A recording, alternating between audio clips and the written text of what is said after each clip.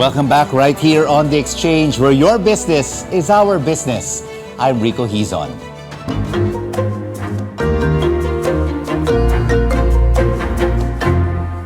More animated films and shows have been heading to our big and small screens. But with evolving viewer tastes and tech trends, what does a local animation scene look like? Let's now have an exchange with Juan Miguel del Rosario, President of the Animation Council of the Philippines and of Toon City. Great to have you back, Mr. del Rosario. What is the current state of the local animation sector?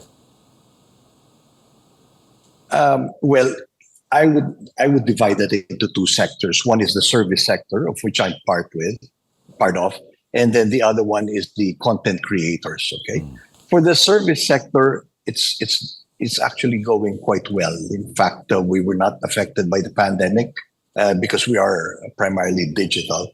So we are continuously growing, and several other studios have been coming up lately, smaller scale, but they have proven to be quite successful because their growth is quite immense. For the content creators also, that's slowly coming on stream. And we don't have a specific growth yet, but right now they are also marketing their own IPs in different fora. So has the Philippine Creative Industries Act opened up new local and global doors for the animation industry? It is still at its early stage. In fact, I think there is no funding yet because that was just approved very recently. However, it is under the very capable hands of Yusek Fita Aldaba of DTI. She's a PhD in research and she's very capable and she's really adopted this quite well. And her passion towards the creative industry just shows. Her support is just there. Although it's quite too early to tell because there are still a lot of, I guess, I's being dotted and T's being crossed. So the IRRs are practically finished, but we still have to meet in different groups to make sure that this answers the problems and the supports that is needed by the sector. And local animators like yourself, Mr. del Rosario, are no strangers to technology and making art. I love that poster right behind you called Curious George. Yeah, it's an award-winning animation for a large U.S. network. Yes. If I may say, we did 7 seasons of Curious George. We won an Emmy as a result of this, and this is why I have this poster in my office because it's very dear to me. Obviously, it says a lot also about Philippine artists, but yeah, definitely we're very proud of it. But how is the industry also dealing with the rapid developments in artificial intelligence? Is the local animation industry using it more and less people? Not yet. However, our attitude is we have to embrace AI. It's a reality. It's developing much faster than anyone anticipated. But let me just tell you an anecdote. When we started going digital, and that was about 2011, and we were even ahead of Japan when we went digital, and I'm very proud of that again. We lost some people, we lost some artists because they could not get rid of the hand drawing on paper, and it was just different for them to adapt to the software and also to draw on tablets.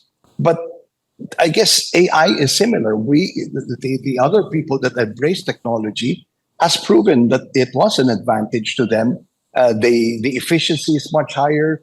Their productivity is obviously much higher, and things are just better. So in this case, we just have to adapt to it and learn how to use it properly as opposed to resist it.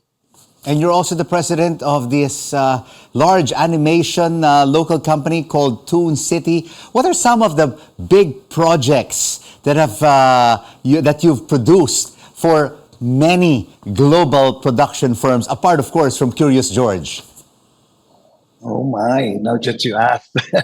I mean, we've been around for 30 years. Okay, so Little Mermaid, Wow. Kim Possible, Emperor's New Groove, Lilo and Stitch. And then if you fast forward to more recent ones, Rick and Morty, Big Hero 6, DuckTales, name it. We've done more than 100 titles already, Rico, and we're still going strong. Wow, a lot of box office hits, not only in the Philippines but around the world. Amid these rapid technological developments and changing consumer trends, how can local animators better compete in the regional and international markets? Well, the Philippine Creative Industry Development Law, will really help us. One, we have already, through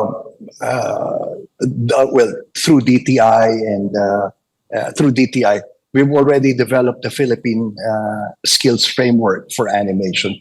So that will help standardize the training all the way up to the jobs and the career path.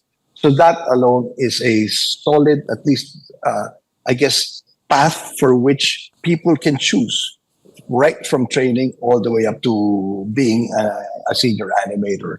So that alone is already a big thing. And then, of course, with the other assistance of government agencies such as the ICT, which has really been supportive in training, 400 in the past year, and we are still aiming for a few more thousands before 2028.